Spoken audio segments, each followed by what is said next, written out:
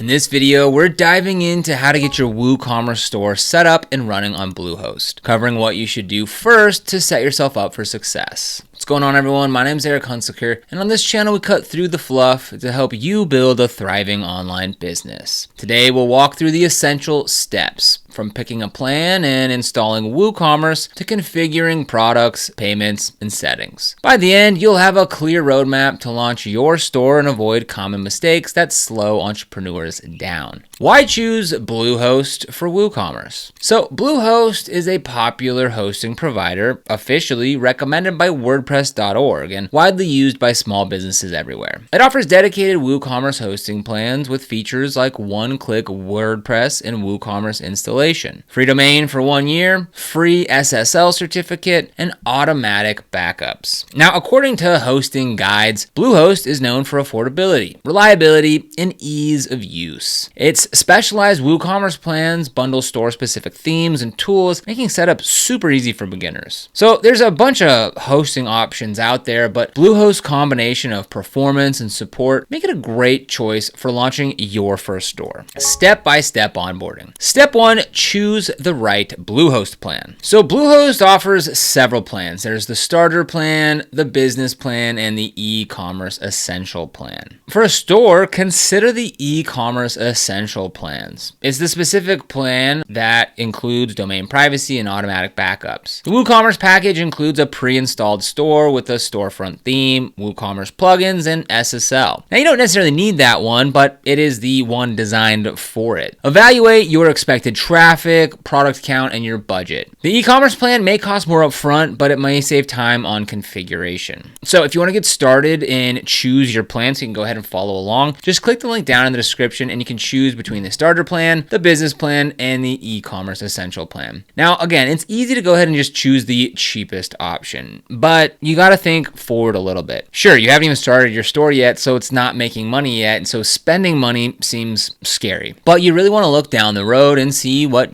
and plan for something that you can grow into. So I'd recommend going with at least the business plan, if not the e-commerce essentials plan. So from there, just click on choose your plan, and then you'll go ahead and get a free domain for the first year, which you can go ahead and search for and choose now, or you can choose that later on. So we went ahead and went with the business hosting plan, and that's going to come out to $143.64, which for 3 years, that's a pretty dang good price, and that's with the upgraded to that middle plan there, not the cheapest plan, but also not the most expensive. So that's what you can go ahead and expect. Again, Bluehost also has a 30-day money-back guarantee, so you can try it out, see if it's going to work for you, and make your decision then. Again, go ahead and click the link down in the description to get started with Bluehost and follow along. Step 2, register your domain. Now, once you choose a plan, you'll register your domain name, like we just saw on that screen there. So Bluehost offers a free domain for the first year on many of their plans. Pick a memorable, easy-to-spell name that reflects your brand and is ideally the same as your store's name. Definitely avoid trademark conflicts and check domain availability before finalizing. After registration, Bluehost assigns your domain to your hosting account. Step 3, install WordPress and WooCommerce. Now, Bluehost makes this super simple. After logging into your Bluehost dashboard, just go to My Sites and click Add Site. Choose Create New Site and select Online Store, which installs WordPress and WooCommerce. If you choose a regular WordPress install, you can install WordPress later from the WordPress plugin repository. Fill in your site details like site name and tagline, and Bluehost will automatically set up WordPress and WooCommerce on your domain. Once installed, click Log into your WordPress to access your admin dashboard. Here we are logged in to Bluehost. Let's go ahead and click on Websites here, and we'll go ahead and click on Add Website. And here it's saying, do we want to install WordPress or transfer an existing WordPress, or do we want an empty environment? We'll go ahead and click on Install WordPress and click Continue. We'll call this My First Store. Again, you want to make this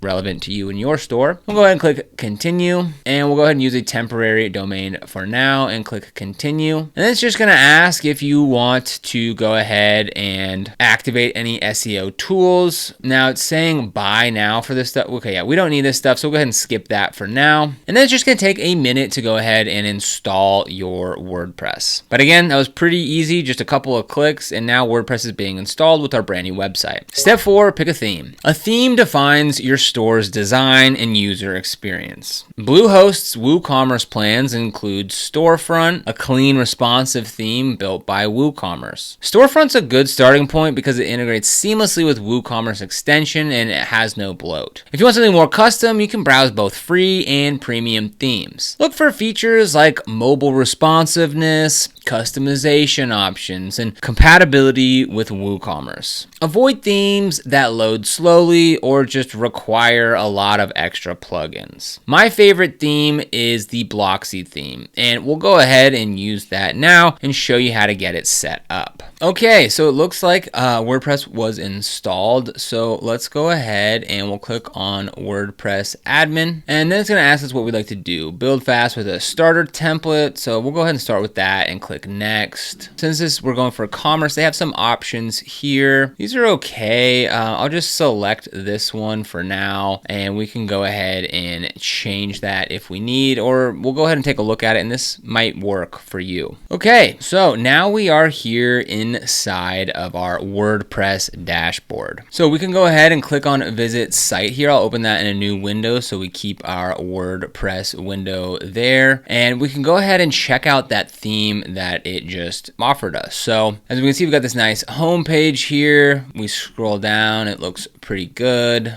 I actually like this site quite a bit. So we can go ahead and click on shop and we can see the different stuff here. So yeah, this looks good. We'll go ahead and keep this theme for now. Now, one thing I like to do here inside of WordPress on the dashboard, come to the screen options and I just uncheck everything here because it just looks bloated and overwhelming and not very clean and organized. So we'll go ahead and just remove every single thing from here. Now, if there's something in there specifically that you like and need, you can go ahead and do that, but I like to just have a nice clean blank slate. Now, it looks like it went ahead and already installed WooCommerce, which is great. It's very easy to install it, but the fact that it's already there is fantastic. If it wasn't there and you selected maybe not an online store template like we did, it's super easy. Just come in here to plugins and click on add plugin. And then from here, you can just search for WooCommerce and click install. Step 5, configure WooCommerce settings. When you first log into WordPress, the WooCommerce setup wizard will prompt you to configure essential settings. Store address, so enter your business location to calculate taxes and shipping. Currency, choose your store's currency, whether that's, the US dollar, a euro, or something else. Payment gateways. Select payment processors like Stripe, PayPal, or WooCommerce Payments. Stripe's often recommended for credit card processing with no monthly fees. Shipping. Set up your shipping zones, whether that's domestic, international, and the rates, whether it's a flat rate, free shipping, real-time calculations, etc. If you plan to ship physical products, consider integrating with services like USPS or ShipStation later. If you're selling digital products, you don't have to worry about that. Taxes. Enable automatic tax calculation or enter tax rates manually. WooCommerce can calculate sales tax based on customer location if configured correctly. Complete the wizard, but remember that you can change these settings later when you go to WooCommerce and then settings. So we'll come over here and we'll click on WooCommerce and click on settings. So this is where you go ahead, add your store address. If we go ahead and scroll down, we've got some other general options. This is where we can go ahead and enable taxes. And then we can come down to currency options here. So you can go ahead and choose your currency. I'm in the United States, so I'm going to leave it on USD. And then coming up here, if we go to payments, so this is where you can go ahead and select your payment provider. So there's a lot of different options that you can go with here. And I recommend using something like Stripe. They make it super easy to go ahead and connect, but there's also the Woo payments as well. Just make sure when you're choosing a payment provider that you check out the fees and that you're aware of all those fees before you get started. Step 6, add your products. So products are the heart of your store. To add a product from your WordPress dashboard, we can go to products and click on add new. Enter a product name and description. You want to write clear, keyword-rich descriptions that focus on the benefits and use cases. Make sure to upload high-quality images and use multiple angles and show the product in use when possible. Set the price and choose whether it's taxable. For variable products,